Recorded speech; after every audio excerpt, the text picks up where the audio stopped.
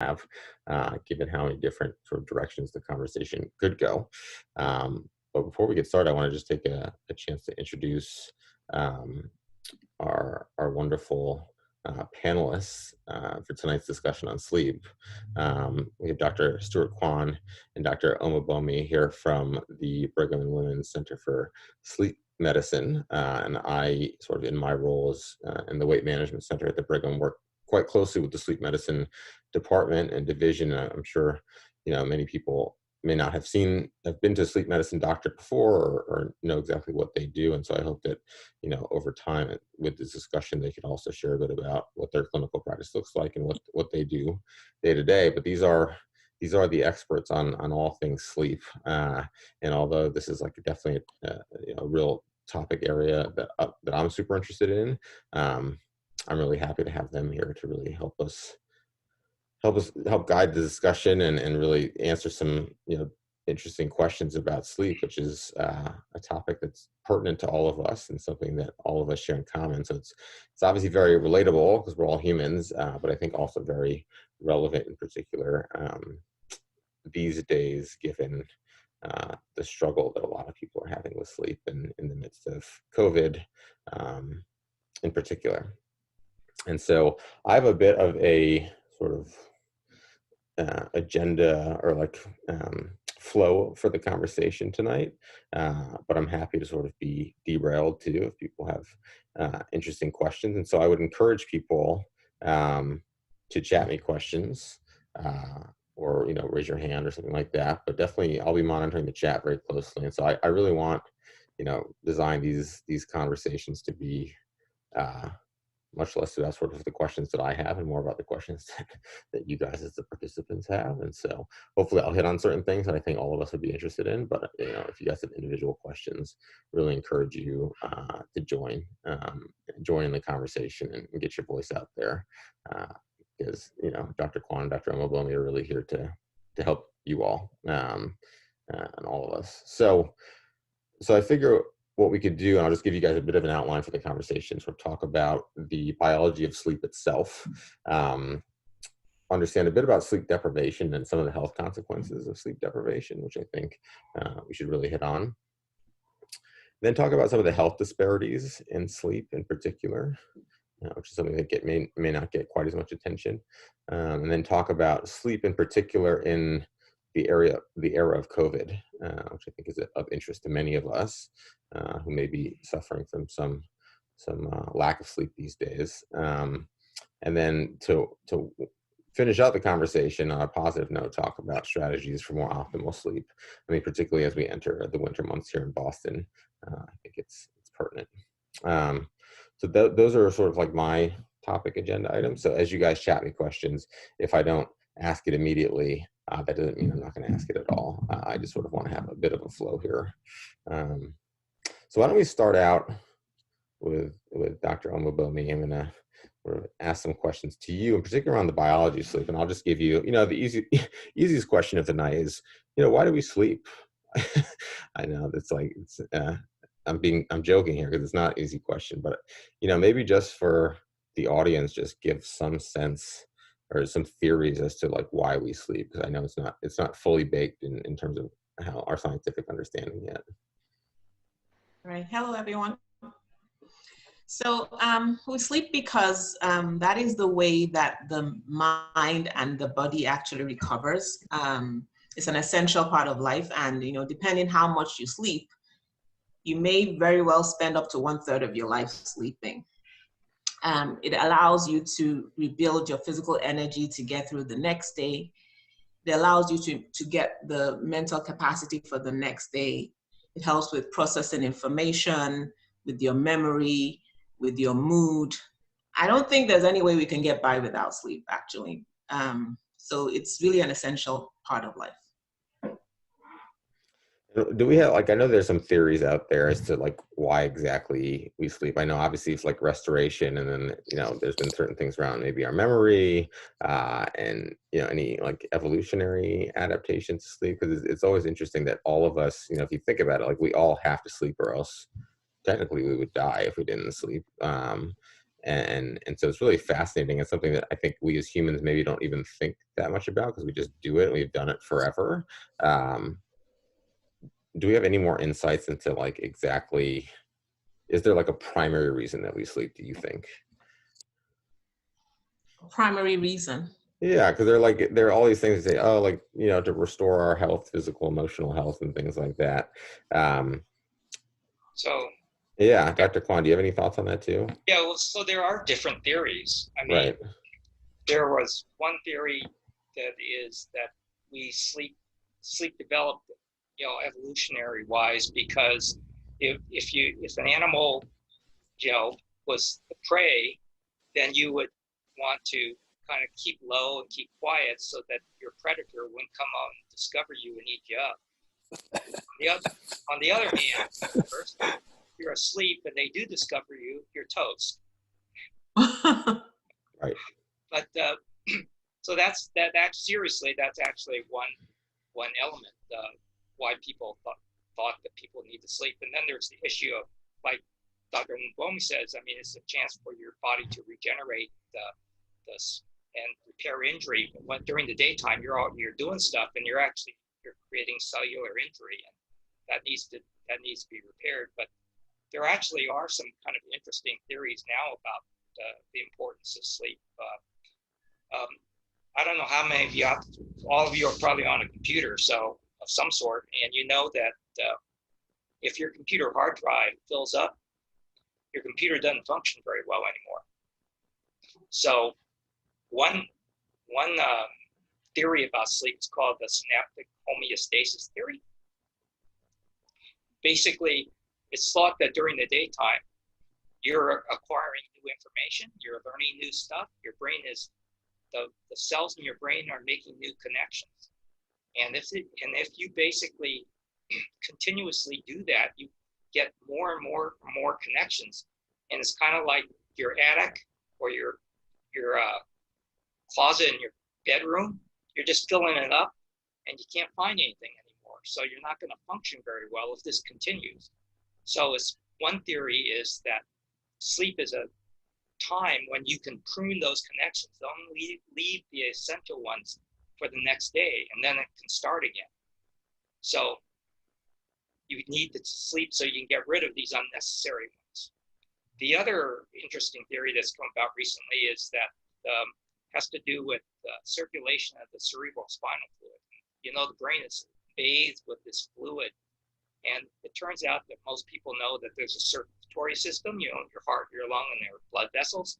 Some of you may know that there's a second system called the lymphatic system, where the lymph nodes are connected with little tiny vessels and they transmit fluids in your body. And then there's a third system now, it's called the lymphatic system. And it's basically a system that's it runs along the blood vessels, and it's responsible for transporting cerebral spinal fluid out of the nervous system.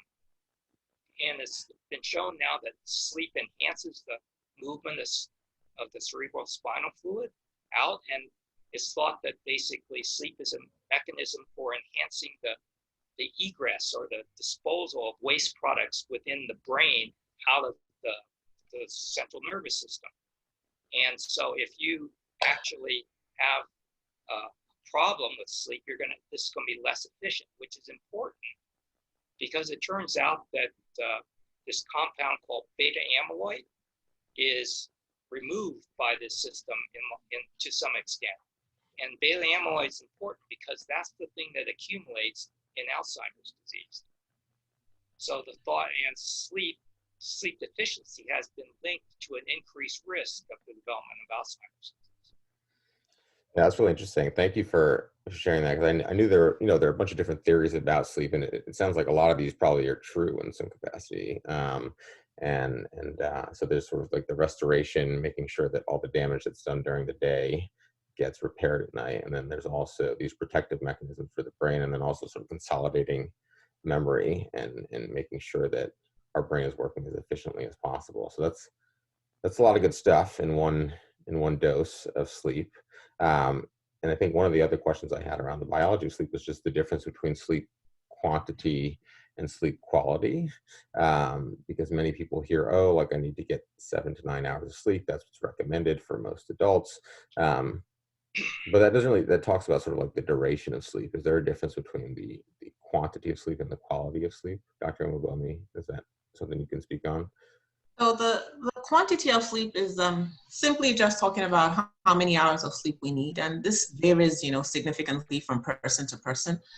On the average, as an adult, you need about 7 hours of sleep, but some people need a little bit more. Some people get away with a little bit less.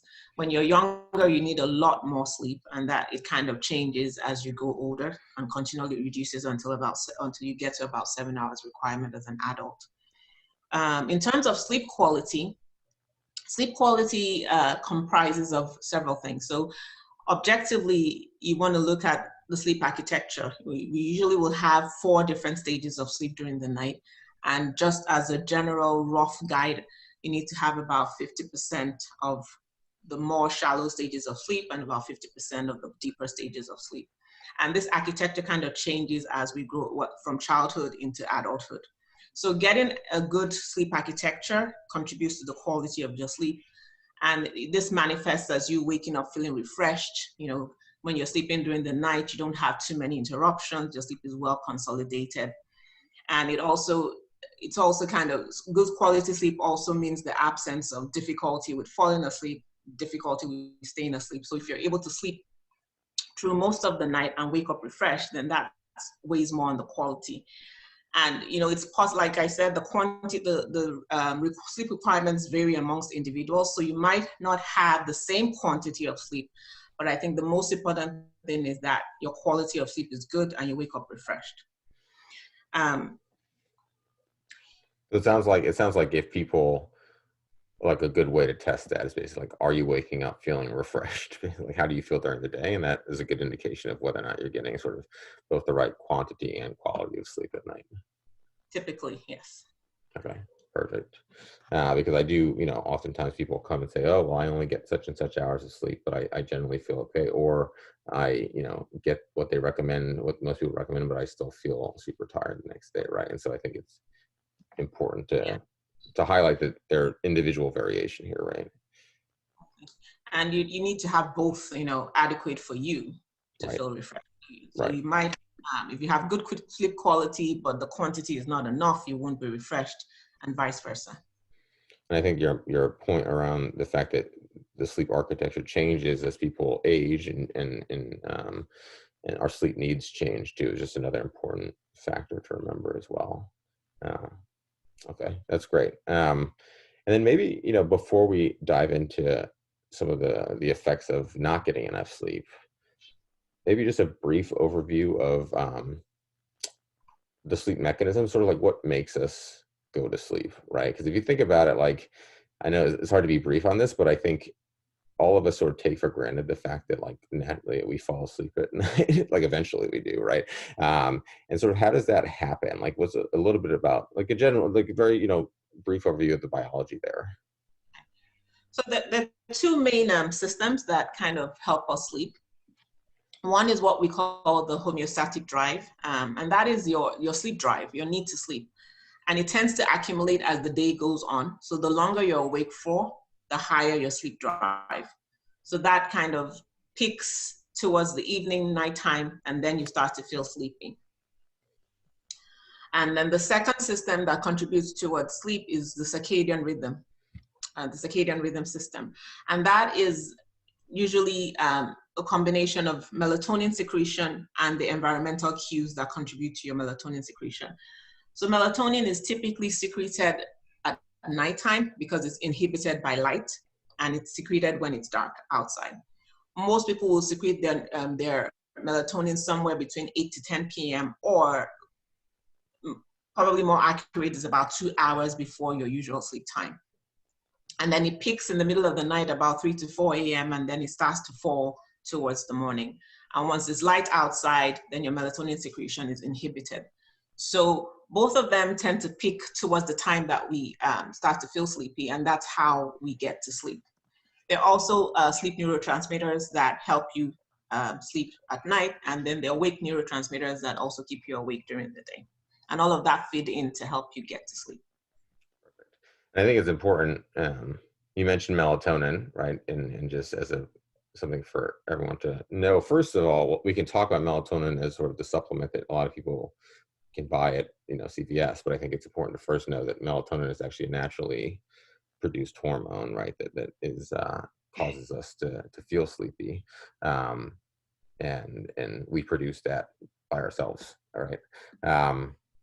Okay, that was very helpful. So just to sort of summarize, two mechanisms: sort of homeostatic drive.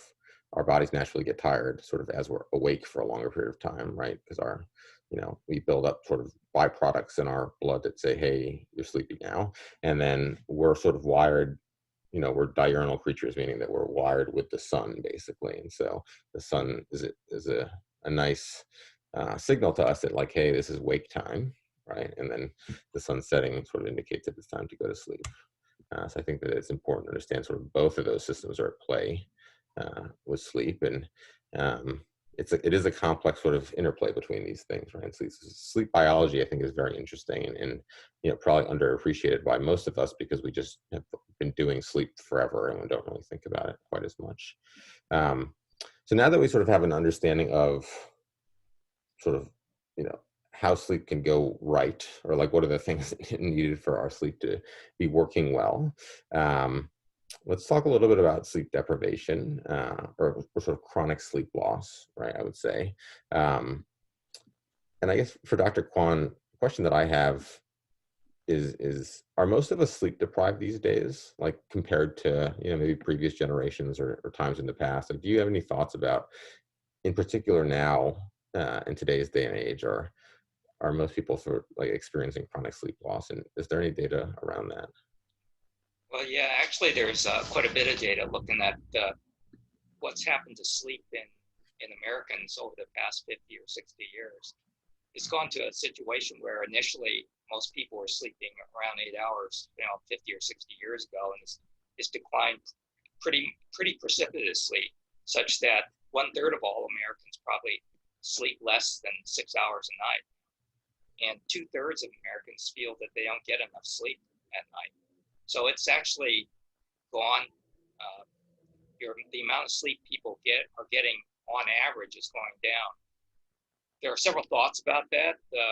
One is that basically the reason why actually sleep has gone down actually has to do with the artificial lighting and the electric light.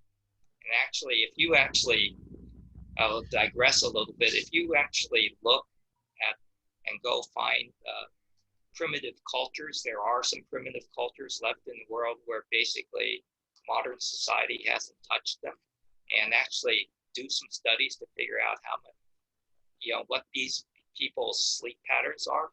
They tend to sleep more than people who are in an urban society. So, and the difference here is that they have artificial lighting, they have actually clocks, and other than, of course, the sun, and that actually has tended to make people sleep less.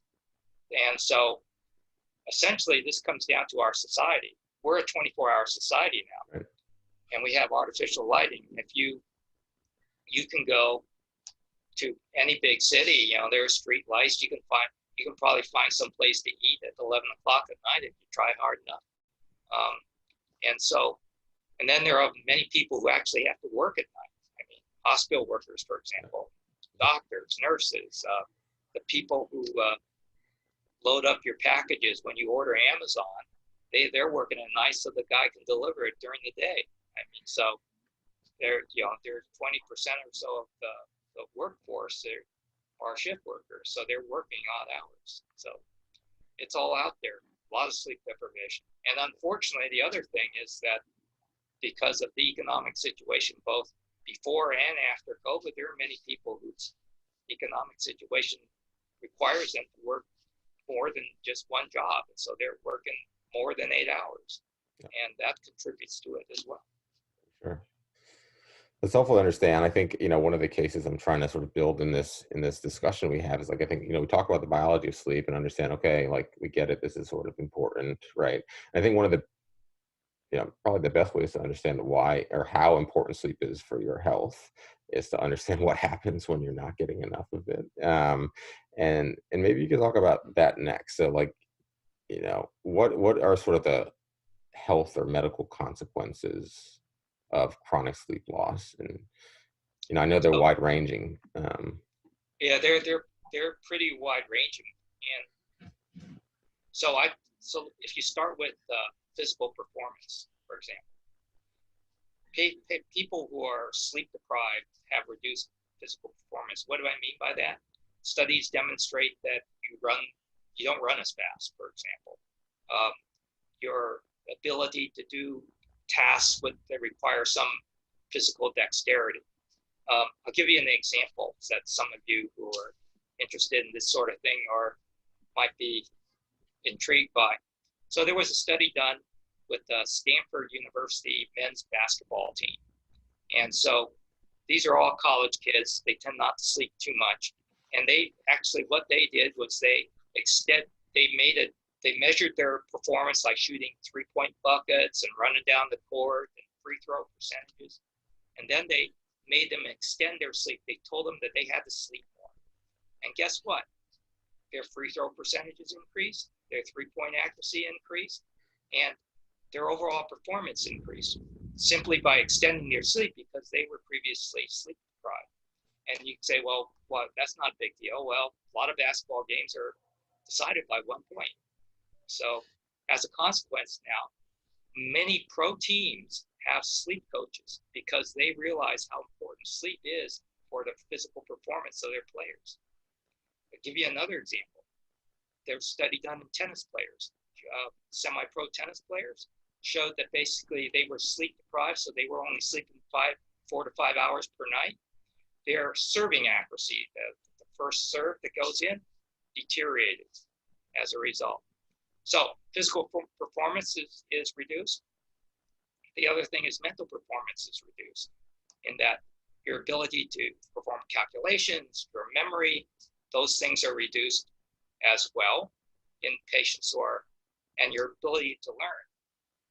For example, some of you probably in high school remember that you had a test the next day and you didn't keep up, and so you're going to cram for your test so you can do well the next day. It turns out the studies show that actually that's detrimental, and that if you don't sleep well, your performance is worse the next day because you've stayed up, and you were better off actually sleeping because sleep tends to basically consolidate what you've learned in your brain so that you can recall it the next day. If you don't sleep, this doesn't happen. The other thing that sleep's important for mentally is mood. So people, mood can be deteriorated. They're more depressed, they're more irritable, they don't get along with people, their sociability is reduced, they make bad decisions. So there are a lot of instances or people who are sleep deprived make bad decisions. Probably most of you know that there's increases in gun violence in the United States. I don't think this has been well studied, but I have a theory that some of this increase in violence that is occurring in our society is related to people not sleeping well. So, and then of course it's related to sleep deprivation and associated with a lot of various diseases such as heart disease. Yeah, we'll talk about that next, but I think that just to sort of hammer on that point around sort of day-to-day performance, as you said, right, in terms of just being able to show up and do a good job for your family, for your job, for the things that you care about doing day to day, right, like how important sleep is. And I think one of the challenges with sleep deprivation is that it's sort of like being intoxicated in some ways. It's like you're not the best judge of how sleepy you are sometimes when you are sleepy. And so I think that's why it's important, to have these conversations and then that's actually go ahead. Point. Yeah. Because yeah, go ahead. Don't know how sleepy they are. Right. Yeah. It's sort of like, when you're like, intoxicated or something, like you're not the best judge of yourself, right? And like you don't have a good accurate lens into like how sleepy you are. So I think sometimes it takes for people who are people who think, oh, I only need such and such hours of sleep and I have a lot going on and I'm fine, I can function fine. It's usually not until people actually like tend to sleep longer and actually give themselves more time to sleep that they realize, oh, I could feel a lot better day to day if I actually get, was permitting myself to sleep a bit more or had the opportunity to do so. And so, and again, I know that everyone not has that privilege or opportunity to actually get more sleep, but I do think it's an important, at least, thing to know. And so now shifting from sort of the day-to-day performance conversation, let's talk about some of the sort of more medical or health consequences of chronic sleep loss, because we do spend a lot of time in some of these forums talking about, particularly chronic diseases like obesity and hypertension, diabetes, and things like that. And sometimes it's not as relevant or not as apparent to people for the connection between sleep and some of these conditions. So reduced sleep duration has been associated with just almost every organ system. So you want to look at your heart. For example, people who don't sleep 6 hours or less have an increased rate of having heart attacks, strokes.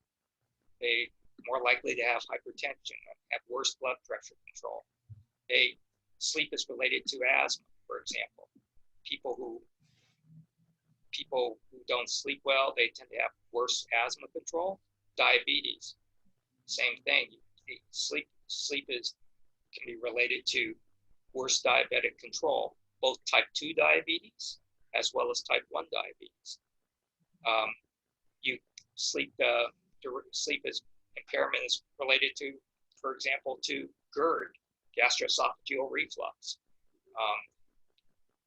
Recently, there's data show that there's evidence that sleep issues are related to chronic liver disease as well as chronic kidney disease. So basically, almost every organ system in the body is affected by abnormalities in your sleep. And do we have a sense on more of a sort of cellular level what's going on there? Like, is there a sort of an underlying mechanism here that ties some of these things together? Well, sleep deprivation tends to be associated with, I don't want to get too technical here, but it's, you have increased arousal and you have increased what they call activity in your sympathetic nervous system. That tends to mean more adrenaline, these things that actually are elevated when you need to kind of run and get going. So that sort of stuff taxes your heart. It increases you have increased secretions of cortisol, another type of hormone that's kind of active when you need to have energy and stuff like that. So it's kind of like your motor's running a little bit faster maybe than it should be running, and it kind of taxes your body more. Yeah. And it creates more stress, and that, I think, in an overall sense, that probably ends up with increasing your risk for these various conditions. I mean, certainly it's not the only reason why a person will get a heart attack.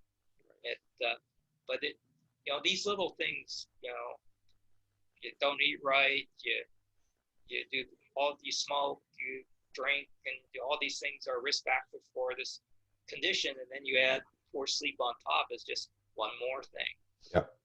Yeah, that's actually helpful, and I asked that mainly because a lot of the some of the forums that we run, it usually comes back to these things. It's like, gotta move, you gotta eat right, you gotta manage your stress, and so there has to be like some sort of like underlying mechanism that is tying a lot of these things together. And I think, as you said, it is, we can call it stress, we can call it inflammation, we can call it sort of like, different things you want to call it, but it is sort of a lack of balance between sort of being in this overactive sort of hyper stress state versus this more rested state, right?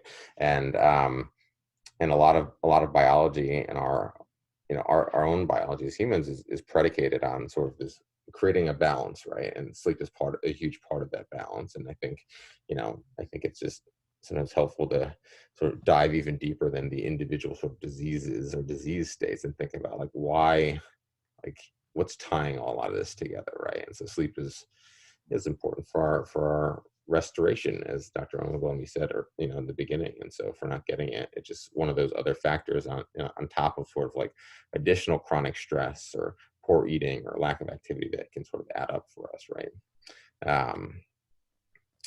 Okay, perfect. So that was very helpful. So we touched on both sort of the performance hit that people take when they don't get enough sleep, and then also the sort of longer term medical risks.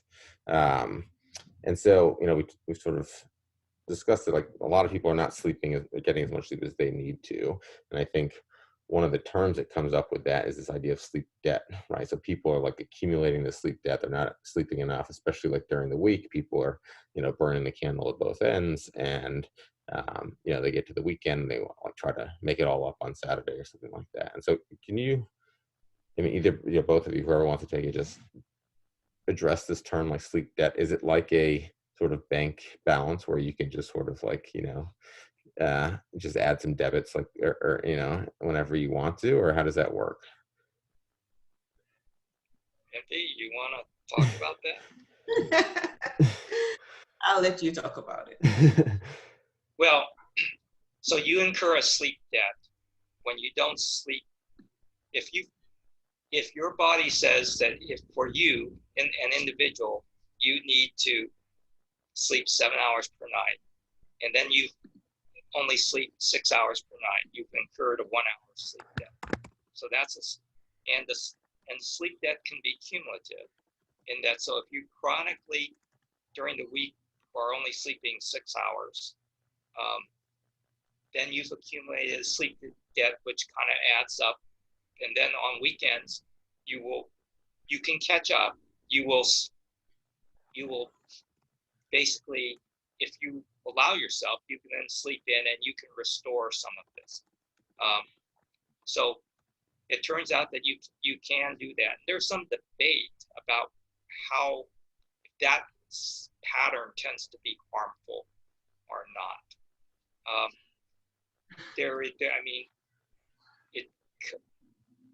But if you don't actually restore it to some extent, then you will have a chronic sleep debt, and then you will start at a lower level the next cycle, and you'll be chronically in sleep debt, which will have adverse effects on your health. So it sounds like, sleep debt is sort of, for most people, sort of cumulative, right? Like it adds up over time. And the idea being that like, even if you add up, you get a sleep debt of like, maybe 10 hours during the week or something like that. It's not like you're going to sleep an additional 10 plus hours on Saturday to make up for that. Most of the time, most people aren't going to do that. And so you're sort of chronically accumulating this sleep debt over time. But you can, you don't have to necessarily, if you had 100 hours of sleep debt because you were chronically kind of burning candles on both ends and you wanted to make it up, you don't have to sleep necessarily 100 extra hours. I mean, okay. Good. So I was going to say, I'm real screwed if that's the case. You owe a lot, but you don't have to make it all up. Okay. All right. Good to know. Very helpful. Okay. So the last thing before we sort of, I want to get into some health disparities around sleep and some specific sleep related conditions. But I think one of the things before talking about sleep, like actual sleep disorders, one of the points that I like to make, and I would love sort of your comments on this, both of you, is like, it seems to me that most people don't necessarily suffer from a true like medical sleep disorder, but actually just sort of suffer from disordered sleep, if that makes sense. Like, with the idea being that like sleep is, again, you can push back and say that I'm totally wrong about this, but like the idea that sleep is as much as it's a biological necessity, it's also a learned behavior in so many ways for people, like in terms of getting the best possible sleep for them. And so a lot of people, maybe they don't qualify or have a technical sleep disorder, like if you saw them in clinic, but their behaviors around sleep are not helping them get the sleep that they need. Does that make sense? Is that accurate? Yeah. There are a lot of behavioral sleep disorders. That's what you're trying to kind of express. Kind of like people's bad habits that affect their sleep. They don't get sufficient sleep because they have too much to do, or they just have bad habits. They're on their phone when they should be sleeping. So there are things that are behavioral versus things that are outright like proper pathology that needs to be treated. That's right. Right. Okay. Yeah, that's sort of what I was getting at, because I think sometimes people come to me even in my own clinic and say like, oh, I think that like I have a sleep disorder, and maybe they do, but they also first and foremost have a lot of sort of poor behaviors around sleep that they've accumulated over time. So before I'm going to send them to you to like have you, say that they have like diagnosable sort of pathology around sleep, it's also worthwhile at least working on some of those behaviors, right? Okay. All right. We'll touch on that, and when we talk about sort of strategies for better sleep towards the end of the conversation. One last thing before transitioning to health disparities in sleep. I've gotten a few questions about dreams in particular. People are always very fascinated about dreams. And sort of, well, I guess one question is like, do we all dream? Is one thing. Do we all dream? And is dreaming sort of whether or not maybe you remember your dreams, is that part of like, is that a reflection on sort of the quality or quantity of your sleep? Or do you have any thoughts about that? Well, I think we all dream, but not everybody remembers what they dream Right. about. Now, I don't know that remembering your dream means that you had a better quality of sleep than the person that doesn't remember their dreams. But I mean, Dr. Quan, do you have a different opinion? I think you may remember your dream, you may not remember your dream. I don't think it has any other significance. So I agree with Dimple, Dr. Omobomi. People get into dreams. I don't like to talk about dreams. I mean, because it's basically a normal part of sleep, and people, some people tend to remember their dreams, others don't. Most of the time, people remember their dreams from the early morning because they woke up during REM sleep, and that's when most dream imagery occurs. REM sleep being rapid eye movement sleep. But Freud and the psychoanalytic arm of the psychiatric profession, they're into dreams. But quite frankly, I don't, unless you're having a pathology related to dreaming, such as people with post-traumatic stress disorder, or they have this thing called REM sleep behavior disorder, I don't put much into dreaming at all. Yeah. Okay, helpful, because obviously, I think dreams are, for all of us, sort of like a fascinating topic that still doesn't, we may not have full understanding of exactly why we do it, or sort of what function they serve all the time, but interesting, very interesting. Okay. Most of the time, you don't have to do anything about. There are people who have the persistent nightmares and they're reliving bad. There is a group of people in whom you have to address this, but most of the time we don't do anything about this. Okay, perfect. Okay, so let's transition. Let's talk a little bit about health disparities in sleep. I mean, part of what I try to do in these conversations is to sort of address some of issues around disparities in particular, because I think it's super important and not often talked about. And I think particularly in the area of sleep is something that people may not know some of the data about, in particular around sort of health sleep disparities. And I know that in Dr. Quan, you can correct me if I'm wrong, that most of the literature out there around health disparities in sleep is sort of along racial and ethnic lines. Is that right?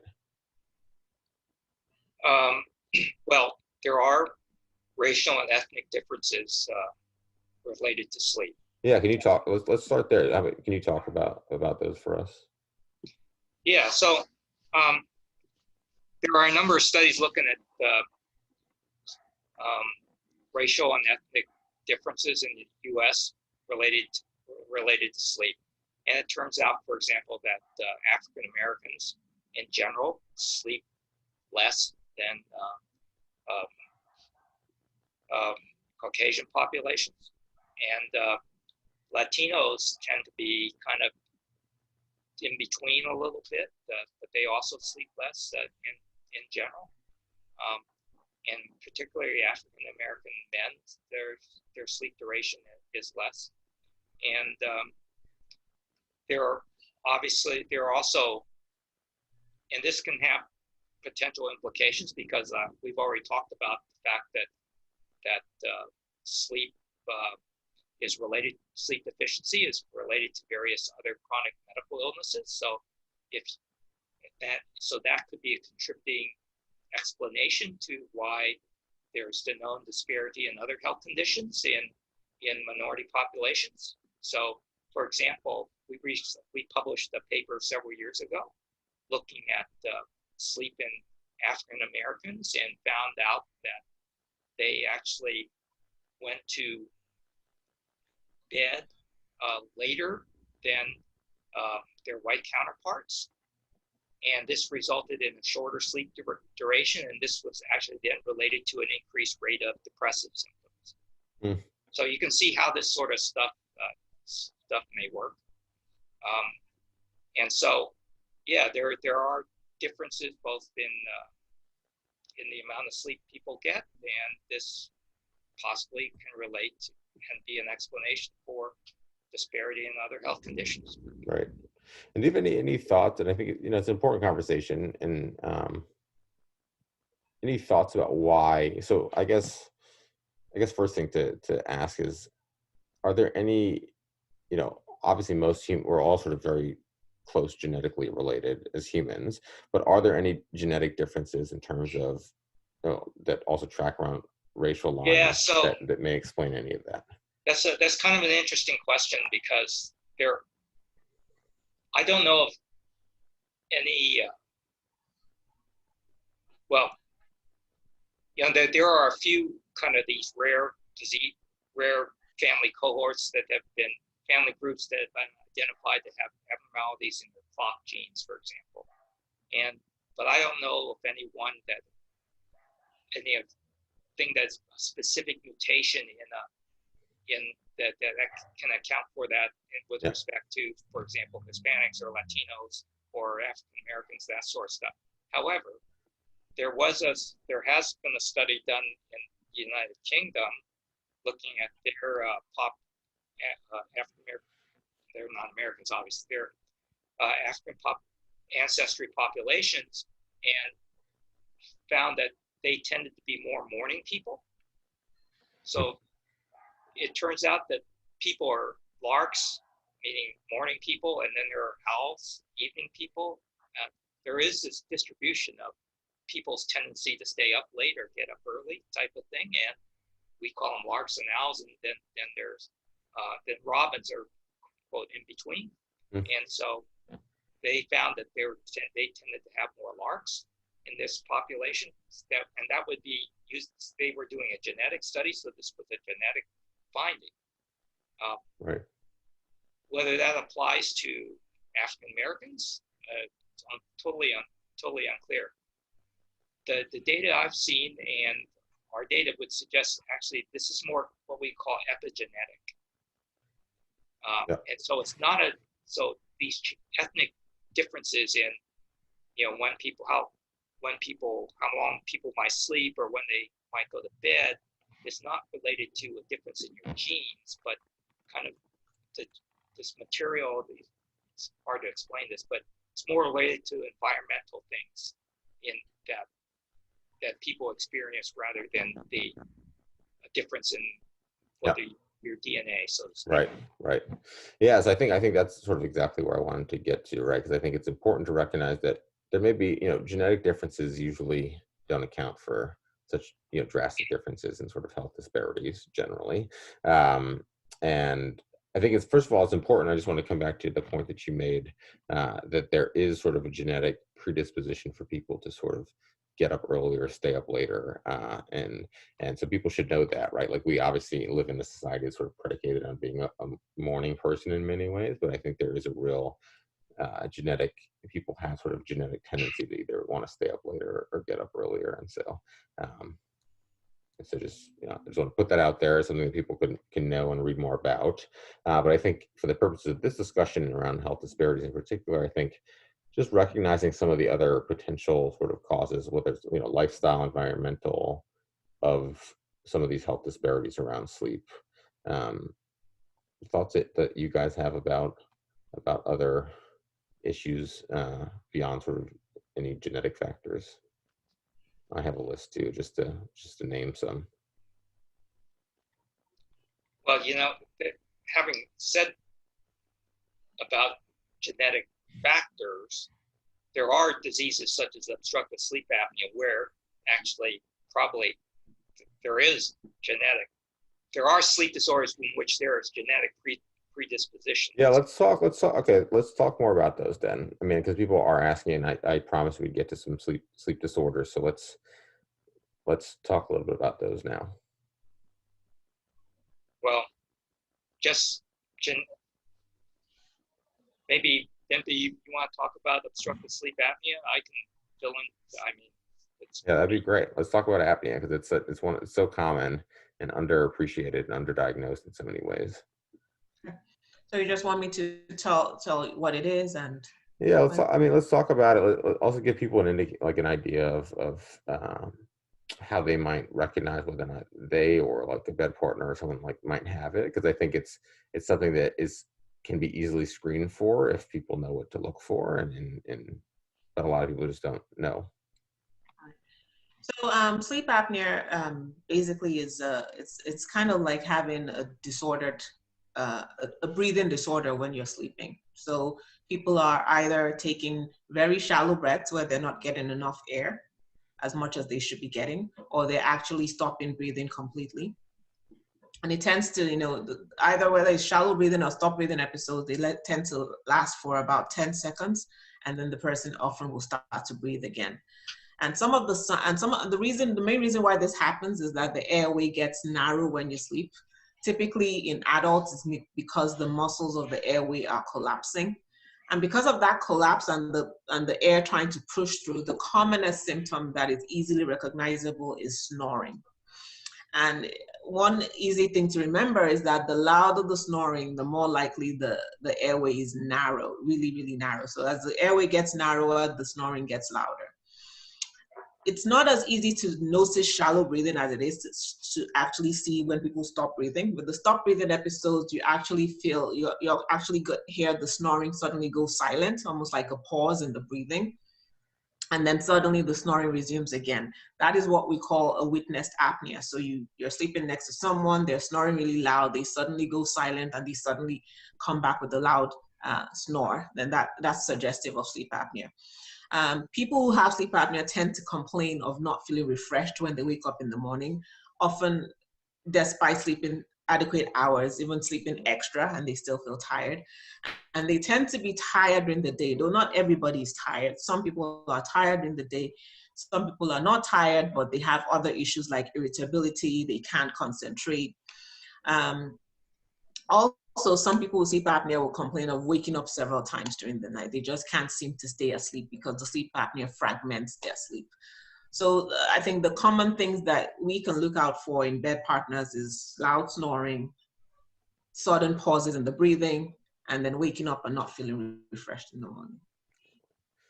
I'll add that obviously I work on medical weight management clinically, and so having extra weight is a big risk factor for having sleep apnea. Those two things track very closely together, and unfortunately, think of sleep apnea as a chronic stress on your body, right? So it also makes it a lot harder to actually lose weight if you also have apnea. So it's sort of like this vicious cycle where you have worse apnea, increase weight, worse apnea. And so it's hard to sometimes break that cycle for people. So I do spend a lot of time referring people to Dr. Quan and Dr. Omobomi to have them get tested for sleep apnea, because it is, treatable with a CPAP machine, which basically sort of blows air into the airway, right? So to keep it open, so you're not having those pauses at night.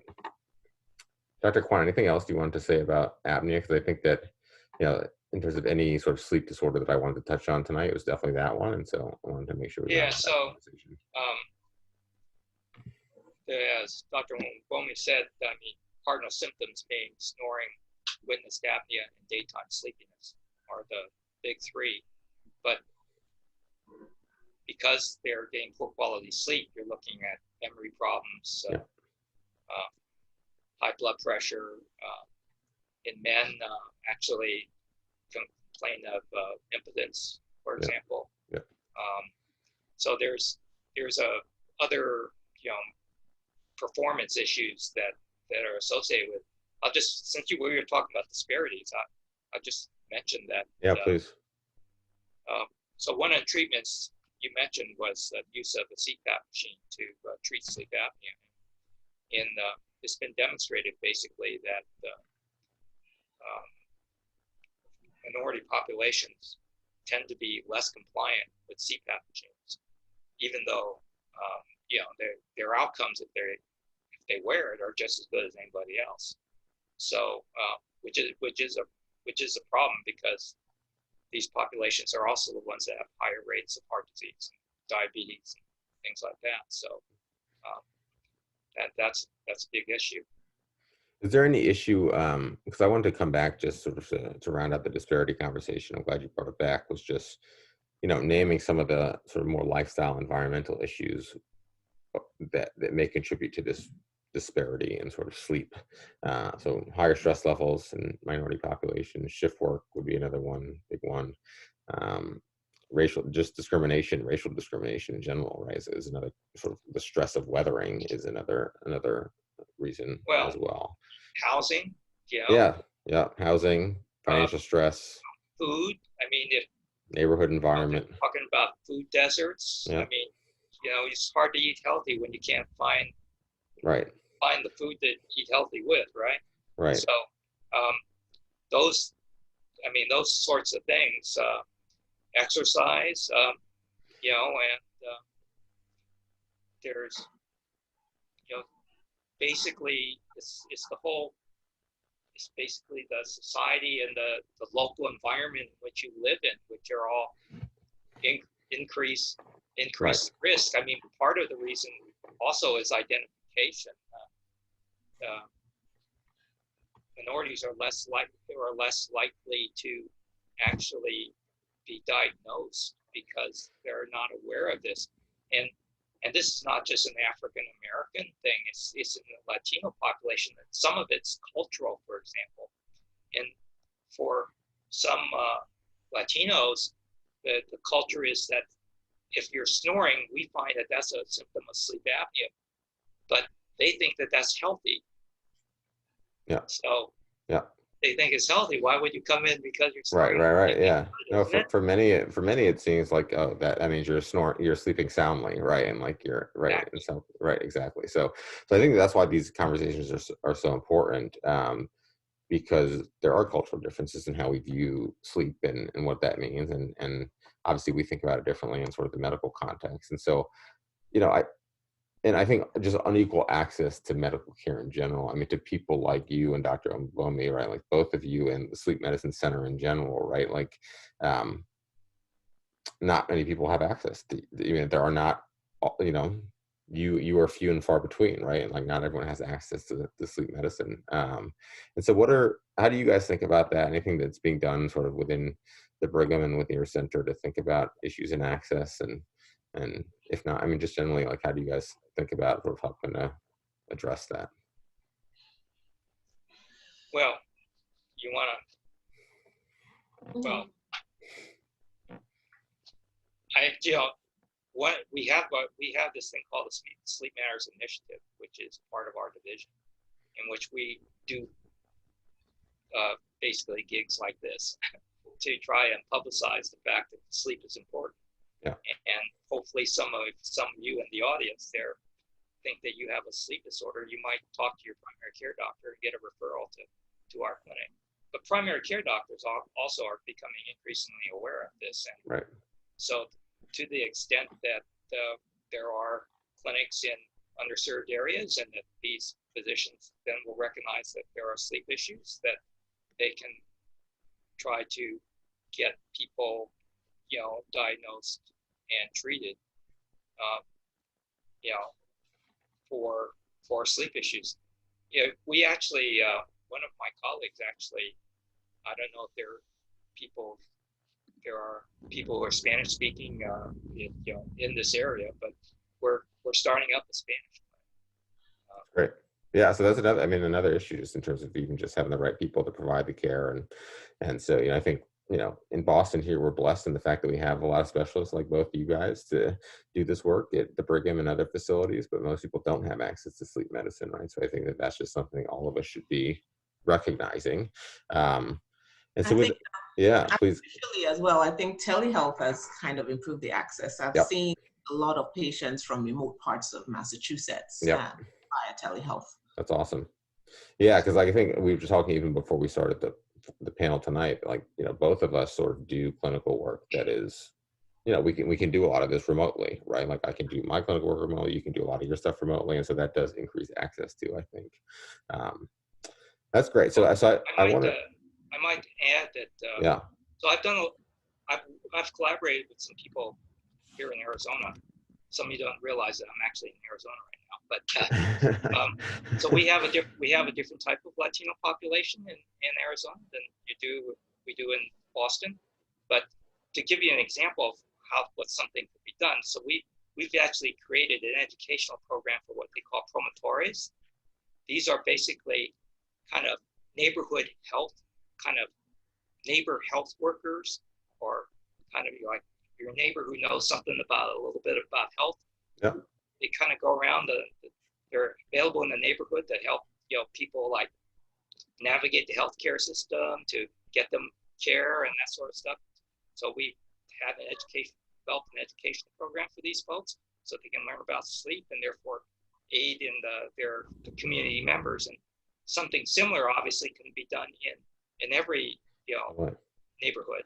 Yeah, because I think, especially like a lot of, sleep in particular is such a human issue, right? And I think that for the folks who are on this call tonight, like one of my hopes is that it's not just like you take this information for yourself here. It's more like how do you take it and then deliver it to others, right? And sort of, because I think that's how the word spreads, right? And so I think in our last few sort of minutes in our segment tonight, I do want to touch on sleep, particularly in COVID, the COVID era right now, because it's a hot topic for people. And sort of we have this definition like COVID-somnia. It's like a definition, like a real term that's out there now. I was reading about this recently, and sort of how coronavirus has caused a second pandemic of insomnia. And so I guess first of all, like, it would be helpful, like, what is like the actual clinical definition of insomnia, right? Because a lot of people say like, oh, I have insomnia. Like, okay, like what clinically, like pathology wise, like what does that really mean, like insomnia? And then just ideas about why people are suffering from so much, heightened insomnia. I mean, obviously beyond sort of the sort of existential threat of COVID in this particular time. Like, what have you guys thought about that? And what do you, just any thoughts? So Dr. Omobomi can take the first crack at this. All right. So, well, insomnia is basically difficulties with sleep, which are characterized by either difficulty with falling asleep or difficulty with staying asleep even after you fall asleep, or a combination of both, which then results in some kind of daytime impairment. And that can range from fatigue to irritability to mood disorders to just not functioning normally, overall decreasing your quality of life because of your sleep problems. And I think understandably with COVID, insomnia, the prevalence of insomnia has probably increased because there's a lot of stress around COVID, and anxiety is one of the biggest drivers of insomnia. And outside of that is also, there's a lot of isolation. So people are, there's there's nothing to take your mind off what you're anxious about. We're all locked up in our houses, either we're quarantined or we're just social distancing. So there's a lot more time to worry. That brings up your stress levels, and stress just causes this heightened awareness, which makes it harder to fall asleep. People's minds are racing. And in addition to that, there's also been a lot of change in the lifestyle. So there's less exposure to sunlight. We're working from home. We're not going out as much. We're probably not exercising as much as we should. So the sleep drive is also reduced as a result of that. people are, they're at home all day, they're lying in bed more for longer hours, people are napping when they shouldn't be napping. All those things contribute to reducing your sleep drive and just making it harder to fall asleep overall. So there have been studies that have shown that insomnia has increased significantly in the COVID era, and people are using more sleep aids than before COVID. So yeah, COVID insomnia does exist. It's a big problem.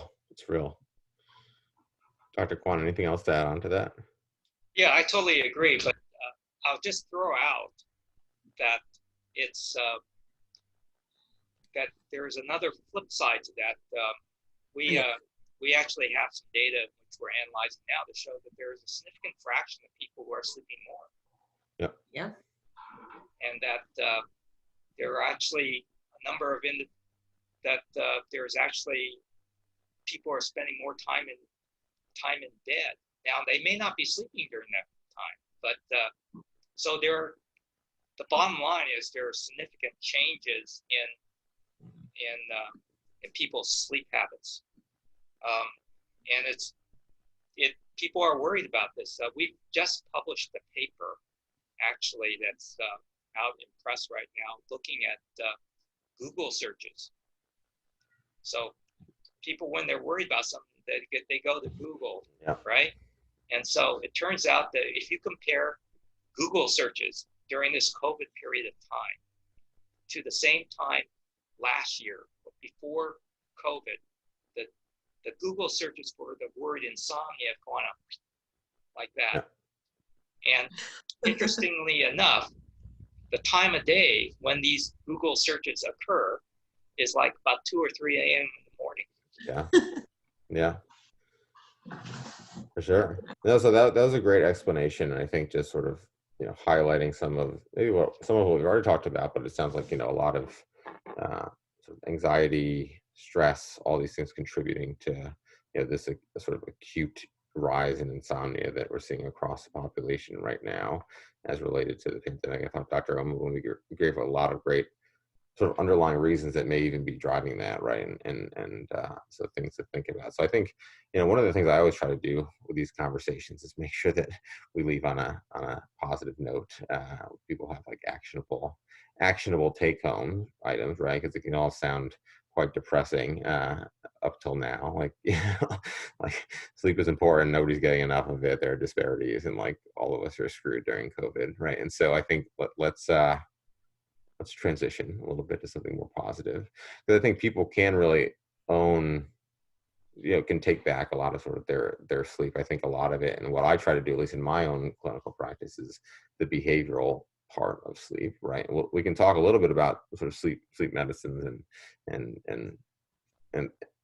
but I think let's focus on the behaviors first, because I do think sleep is a learned behavior in a lot of ways. And so maybe just for both of you to throw out some things that you've seen as sort of the most helpful, or the things that you always go to with your patients when you're advising them around behavioral changes to help support better sleep.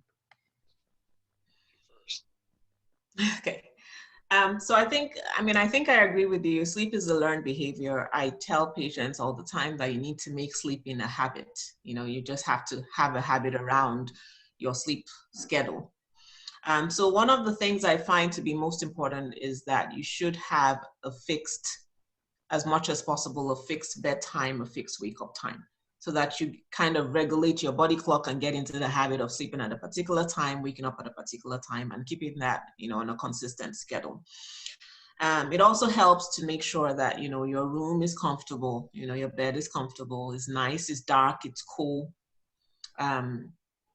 And that, you try not to stress when you're in bed. So people, take their worries to bed, they worry about things while they're in bed. So I usually will advise that you kind of make a worry list, right? You kind of list the things you want to worry about and save it till the next day, so that you can, get kind of calm down and get to sleep. Easier said than done. Easier said than done. I know. Sometimes that's not enough, and you have to kind of get into, stress reduction techniques. Like people will do things like yoga, meditation, they listen to calming podcasts and things like that. Whatever works for you, whatever reduces the stress, so that your mind is not racing when you get into bed. And then, before you go to bed as well, there needs to be a time when you're kind of shutting down. And usually within 1 to 2 hours before your bedtime, you want to try to start to reduce the amount of stimulating activities you're engaging in. So that's not the time to, watch too much of the news. There's so much stressful stuff going on right now. So you don't want to watch the news, particularly if you have a personality where things like that will kind of upset you. Then you want to stay away from the news, not too much electronics. You want to do more relaxing things like reading, listening to music. And then you want to avoid things like alcohol. Some people use alcohol to fall asleep, but unfortunately it helps you fall asleep, but then it does disrupt the latter part of your sleep. So you don't want to drink too much alcohol close to bedtime. You want to stay away from caffeine after about 2 p.m. But that can kind of vary depending on what time you actually go to sleep. But you want to not have too much stimulating drinks towards bedtime. And then during the day, of course, you want to, try to have a schedule around what time you eat, what time you exercise. Then you also don't want to take any naps during the day. And if you absolutely have to nap, the earlier in the day you nap, the better. And the shorter the nap, the better as well. Because if you're having longer naps later in the day, then it makes it harder to fall asleep at night because you reduce your sleep drive. So you kind of interfere with your homeostatic drive by sleeping too much during the day. You also don't want to spend too much time in the bed resting, because you create an association, a negative association with your bed where the brain no longer sees that as a place for sleeping. So there are things you want to do during the day to kind of optimize your nighttime sleep, and then there are things you also want to do when you actually get into bed at night. So I think that covers most of the things we kind of talk about. And then obviously people have peculiarities, things that they do that we address specifically. But I think as a general rule for most people, those are the things you want to try to do to help your sleep at nighttime. What about aromatherapy? Well, so I don't know that there's any I don't know that we have any like evidence-based guidance for that, but I mean, people say it works for them, and it's certainly not harmful. So I would say, if you try it and it works for you, there's no reason not to do it. Yeah. People spray lavender oil on their pillows, and it's where it helps them sleep. It's fine. Dr. Quan, anything else to add in terms of other behavioral techniques you talk about? No, I think she's pretty much covered this. I would just add, since you mentioned aromatherapy, that I don't discourage anything that a person, for the most part, anything that a person finds that's useful to them. But for most of the homeopathic or the non-traditional types of things that people do to enhance their sleep, valerian root, that stuff you buy at a health food store. Yeah, let's talk a little bit about sort of supplements for sleep, and over-the-counter meds, if you don't mind, because like I've seen some data that over-the-counter meds in particular sales have been skyrocketing recently. So basically, for the most part, supplements are harmless, except for the amount of money you spend on them. And but for the most part, they don't help people sleep. I mean, when you do the number of the clinical trials that have been done looking at the ones that are purported to induce sleep basically are negative. So that's not to say that an individual person may take it and say they sleep better, and if they do and they tell me that, I said, more power to you. So the thing you were asked about most is melatonin, of course, and melatonin is a useful medication. We use it for various conditions. We don't usually use it as hypnotic, though. We use it for things like trying to change people's circadian rhythm. We use it for disorder called REM sleep behavior disorder. And do you use like chronically? Like, are people on melatonin, like, every day, or is it something that you sort of like spot dosing, or how do you use it? Well, like I said, we don't use it for a person with REM sleep behavior disorder. Basically, they take it every day. It's like a regular medication. Yeah. For people who have a shift work, not shift work, but for delayed sleep phase or advanced sleep phase, they may use it fairly regularly. But I don't prescribe it as a sleeping pill. So you don't, okay. So that was the question I was sort of getting at, is for people who say like, oh, I need my sleep to be a little bit better. Like, would you advise me to take melatonin? It sounds like probably not. The other thing about melatonin when you buy from the health food store, depends on, you may get varying levels of melatonin. Right. Because it's not like controlled by the FDA. Yeah, I think that's an important thing for everyone to realize just about supplements in general, is that, you know, they're not controlled by the FDA. And so sort of the strength and quality of these supplements they vary, and they're not, you know, it's not standard. It's kind of like, since marijuana is legal in Massachusetts, it's kind of like going to the local marijuana shop. They're not controlled by the FDA either. I don't know how much marijuana you get or the type of marijuana. They're all different. Right. So what about like you know, Tylenol PM or some of those, like, you know, sort of sleep aids, and especially like, you know, talking a little bit about chronic use of those things. I've seen a lot of people sort of have been using those pretty regularly. Well, we don't usually. So number one, they usually have the active ingredient in those medications is usually either an antihistamine. So they have like chlorpheniramine or diphenhydramine as the active ingredient in there, or they have, which is worse, they have some, you know, they have basically a muscarinic agent in there, like scopolamine. And so they will make you sleepy because they're basically capitalizing on the side effect of those medications. Yeah. So diphenhydramine or Benadryl is an first generation antihistamine, but it had the big side effect of making people sleepy, even though it made you have less runny nose. And so that's what they're using. So the problem is that they're not ideal hypnotic agents. They have side effects. They tend to last too long. They can, in some people, depending on which one they can cause urinary retention, problems urinating. You can, so. And I'll say from the way. Work. Yeah. And, but we never recommend usually long-term hypnotics. Yeah, I think that's the thing, is sort of like, you know, the chronic uses gets to be an issue for people. And also just from the weight management perspective, that also medicines that contain some of these first generation antihistamines like diphenhydramine can be quite weight promoting for people too, which they don't realize that they're taking them chronically, because they can also increase people's appetite. So that's another thing just to keep in mind.